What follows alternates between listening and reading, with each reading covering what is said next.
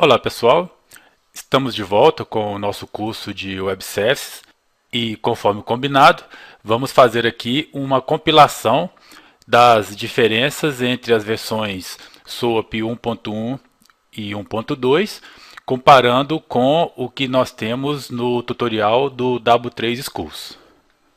O primeiro item a destacar é com relação ao documento. O SOAP 1.1 ele é publicado com um documento de status Note. O tutorial do W3 Schools, aparentemente, ele foi elaborado a partir de um draft da versão 1.2. E já a versão SOAP 1.2 possui duas recomendações, sendo primeira e segunda edição, sendo que cada recomendação é composta de 3 documentos. O restante da tabela foi organizado de forma que os assuntos fossem agrupados baseados em o seu principal elemento. Começaremos então com o envelope. Bom, o envelope, o que nós temos de diferente nele é com relação aos namespaces para o envelope em si e para o encoding. Podemos ver então que temos o endereço esquemas.xmlsoap.org para a versão 1.1. No tutorial do W3 Schools, nós temos uma URL marcada com o endereço de dezembro de 2001 e o oficial para a versão 1.2 é de maio de 2005. Seria www.w3.org/2003/05. Esse seria a parte principal dos esquemas definidos na versão 1.2. Com relação aos elementos do envelope, na versão SOAP 1.1 nós vamos ter o header como opcional e o body como obrigatório, e a versão permite a existência ou a implementação de outros elementos além desses dois, desde que esses outros elementos sejam descritos após o body. O tutorial não fala nada a respeito disso, e na versão SOAP 1.2 ela proíbe outros elementos que não seja o header e o body, ou seja, nós temos o header, que é opcional, e o body, que é obrigatório. Na versão 1.2, nós não podemos ter nenhum outro elemento abaixo do elemento envelope que não seja esses dois falados.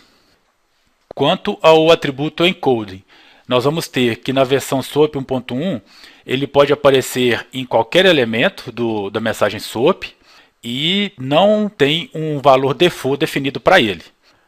No tutorial da W3 Schools, como nós tínhamos dito, tem um probleminha, porque na página de sintaxe ela fala que ele deve ser o valor contido nessa linha de W3org 2001/12. Mas na página que apresenta o elemento envelope, o tutorial informa que não existe um default. Então nós temos aí um conflito de informações dentro do tutorial da W3 Schools. Já para a versão SOAP 1.2, não é permitido colocar o atributo encoding no elemento envelope, e a especificação só autoriza que esse atributo apareça nos filhos de header, body e detail. Também a especificação informa que não há um valor default para o atributo encoding. Com relação ao elemento header, nós vamos ter que o atributo mustUnderstand vai ter o valor 0 ou 1 na versão SOAP 1.1 e no tutorial da W3 Schools, e na versão SOAP 1.2 o seu valor vai ser true ou false. Além disso, ainda na versão 1.2, relacionado ao atributo mustUnderstand, foi incluído um header block chamado NotUnderstood, que é utilizado quando for enviada mensagem de erro contendo o código de falha mustUnderstand.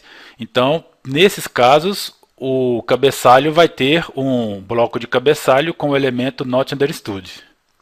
Com relação ao atributo actor ou roles, que nós temos que na versão SOAP 1.1 o nome é actor e existe apenas o tipo next.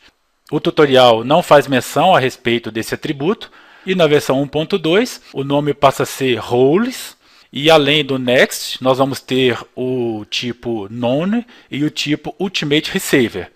O valor known para role vai indicar que um node ou um nó SOAP não deve atuar no elemento que é descrito por esse role. Por exemplo, nós poderíamos ter uma mensagem SOAP marcada com o header sendo o must understand igual a true, só que essa obrigação de entender esse cabeçalho pode ser que ela não seja para todos os nós intermediários. Então, para alguns nós intermediários, basta que esteja o atributo roles marcado com o valor known, que o nó que representa esse papel estaria dispensado de processar ou examinar o elemento que está marcado como must understand. Essa é uma possibilidade. Com relação ao elemento body, nós vamos ter que as principais mudanças ocorreram no seu subelemento, o float. Então nós temos na versão SOAP 1.1 os elementos de float sendo float, float code, float string, float actor e detail.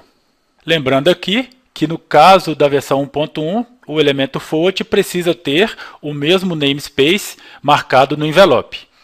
No tutorial W3 Schools mostra os mesmos elementos da versão 1.1 sem mencionar esse namespace utilizado pelo elemento float. Já na versão 1.2, nós temos que todos os elementos devem ter esse mesmo namespace do envelope e temos algumas mudanças. Nós vamos ter então o elemento float, os elementos code, subcode e value fariam mais ou menos o mesmo papel que o elemento float code, o elemento reason fazendo aproximadamente o mesmo papel do float string, os elementos node e role fazendo o papel do float actor, e os elementos detail e text fazendo o papel do elemento detail da versão antiga. Lembrando que o elemento text pode ter mais de um dentro do elemento detail, sendo que para cada text nós temos que ter uma XML lang com um idioma diferente. Os códigos de falha para a versão 1.1 e o W3 Schools são os mesmos. O version mismatch, o must understand, o cliente e o server.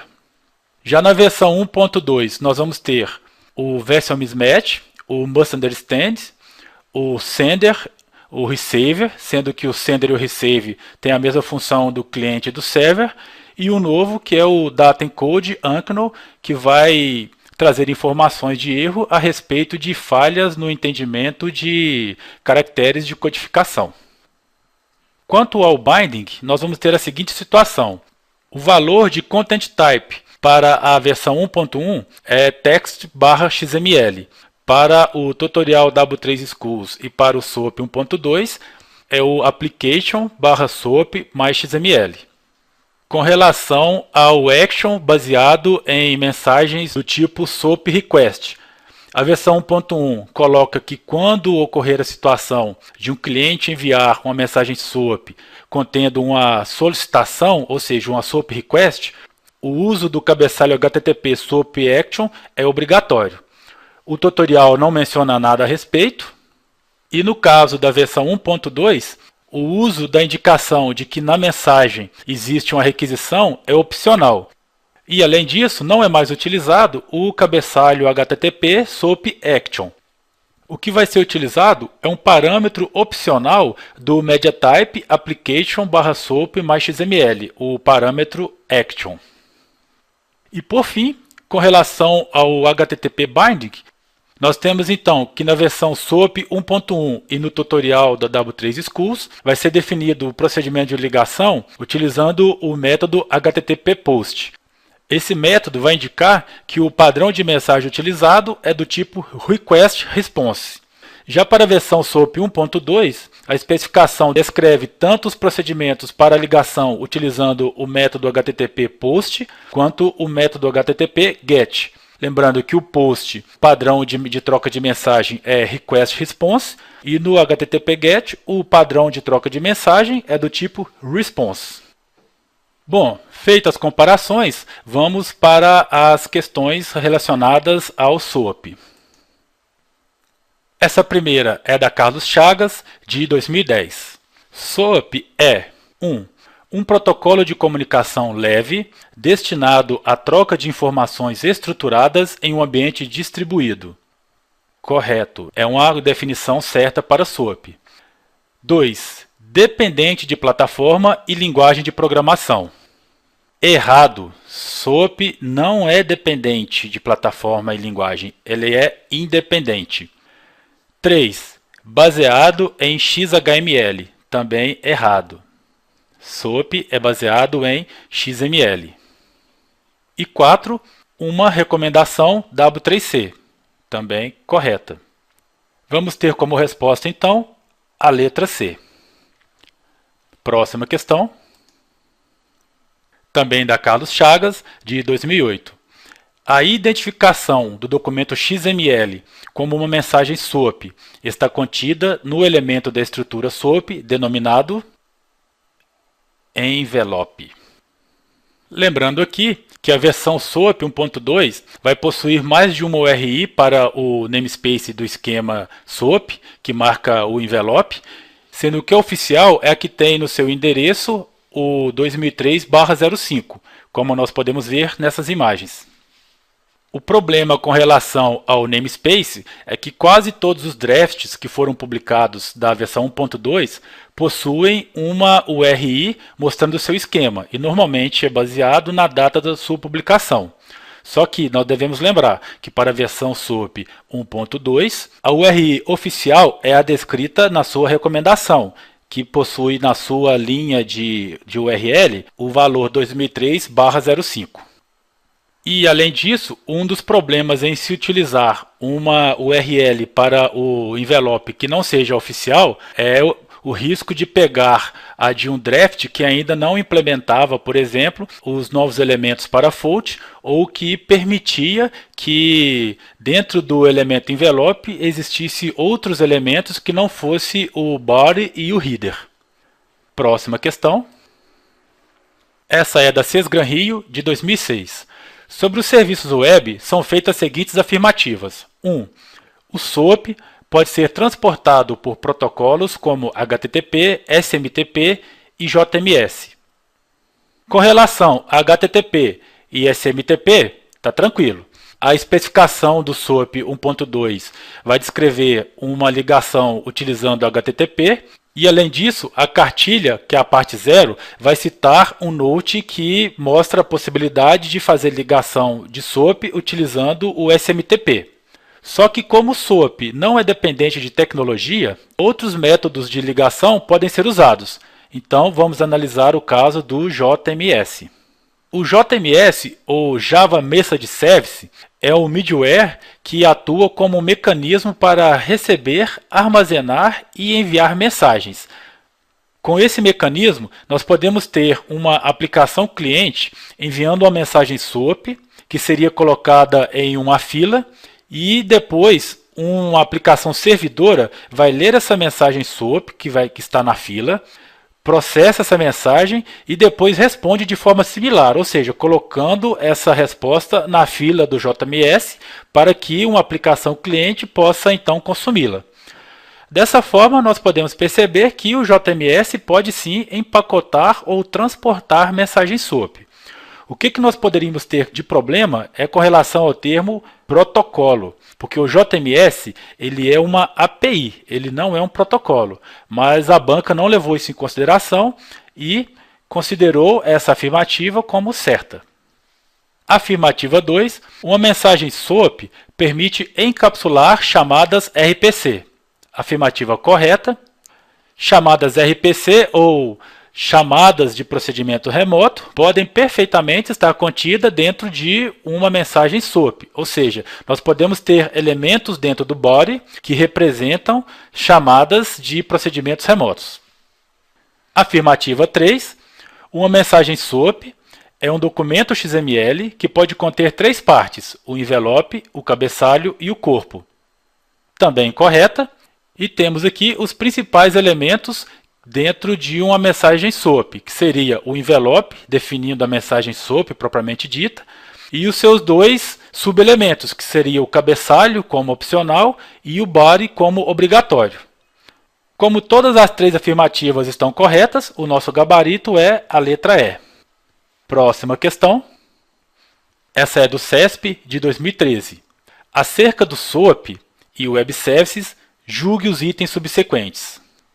Na versão SOAP 1.2, não é permitido qualquer elemento após a tag body. Essa afirmativa nossa está correta. E como lembramos na comparação, a versão SOAP 1.2 não permite outros elementos que não seja o header e o body como filhos do elemento envelope. E a versão 1.1, apesar de não descrever como seriam esses outros elementos, ela permite que nós descrevamos elementos após a descrição do elemento body dentro de uma mensagem SOAP. Outro item, em uma mensagem SOAP, que possui o atributo mustUnderstand igual a true no cabeçalho, o bloco deve ser processado de acordo com as especificações constituintes do SOAP. Recordando, o atributo mustUnderstand é usado para indicar se o processamento de um bloco de cabeçalho SOAP é obrigatório ou opcional. Se ele está marcado com o valor true, nós temos que é um bloco de cabeçalho cujo processamento é obrigatório. E caso algum nó SOAP não seja capaz de processar esse cabeçalho, esse nó vai ter que gerar uma mensagem de falha com o código mustUnderstand e um cabeçalho com o elemento NotUnderstood indicando esse problema, ou seja, a sua não competência em entender o cabeçalho. Só que essa informação de que o bloco deve ser processado de acordo com especificações constituintes da SOAP não condiz com o objetivo do atributo mustUnderstand. Com isso, esse nosso item está errado. Próxima questão. Essa é da Carlos Chagas, de 2013. SOAP é um protocolo de acesso a um web service baseado em XML e recomendado pela W3C, que permite que aplicativos troquem informações usando HTTP. Define um formato para envio de mensagens. Uma mensagem SOAP é um documento XML comum contendo diversos elementos, como o exemplo a seguir. Aqui nessa questão nós não colocamos a figura com o código, porque ele não vai influenciar em nada na análise da questão. Sobre SOAP é correto afirmar. Letra A. O elemento header é um elemento obrigatório que contém informações específicas sobre a mensagem SOAP. Errado, o elemento header não é obrigatório e ele pode sim conter informações específicas sobre a mensagem. Informações essas sobre possibilidade de regras de segurança, possibilidade de formas de transações comerciais, entre outras. Letra B. Uma mensagem SOAP pode conter um ou mais elementos fault, que são opcionais e usados para indicar mensagens de erro. Aqui nós temos que a mensagem SOAP pode conter apenas um elemento SOAP, ou seja, para que nós tenhamos uma mensagem de erro SOAP, dentro do elemento body só pode ter o elemento fault. Lembrando também que esse elemento ele é opcional, daí essa letra está incorreta. Letra C. O atributo encodingStyle do elemento envelope é utilizado para definir os tipos de dados utilizados no documento. Este atributo pode aparecer apenas no elemento envelope. Esse item, independente da versão, nós vamos ter que essa informação de que ele pode aparecer apenas no elemento envelope está incorreta. Sabemos que na versão 1.1 ele pode aparecer em qualquer elemento da mensagem SOAP, e na versão SOAP 1.2 ele não pode aparecer no elemento envelope. Letra D. O XMLNS SOAP namespace deve sempre ter o valor www.w3.org/2001/12/SOAP-envelope.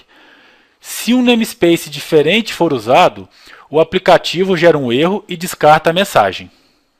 Inicialmente, vamos dividir esse item. A parte final, se um namespace diferente for usado, o aplicativo gera um erro e descarta a mensagem, não temos problema. Inclusive, esse tipo de erro é indicado pelo código de falha version mismatch. Ou seja, se nós temos um namespace para envelope que é inválido, a mensagem de erro SOAP que será enviada terá como código de falha o valor version mismatch.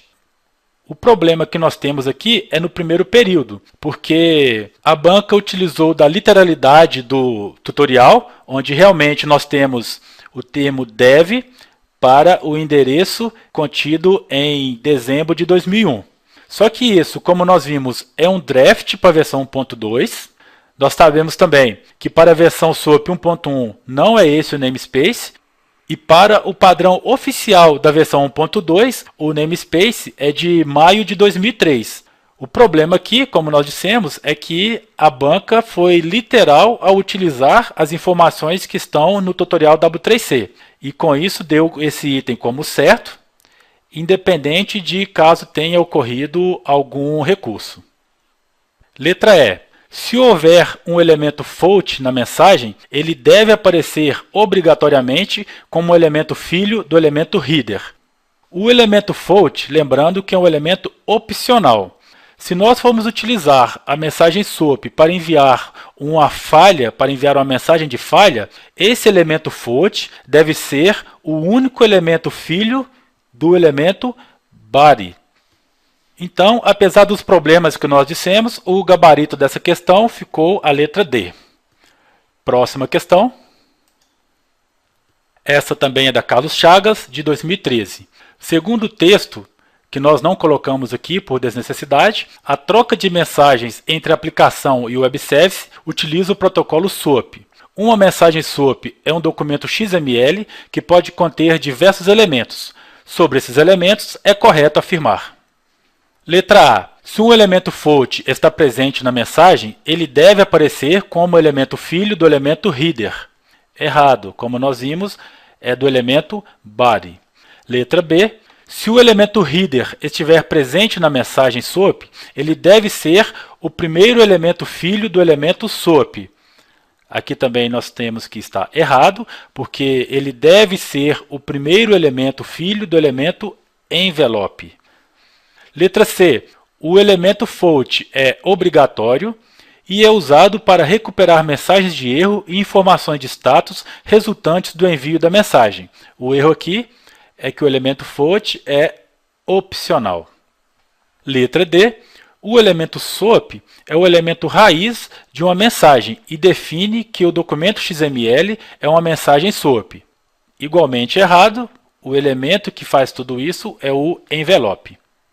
Letra E.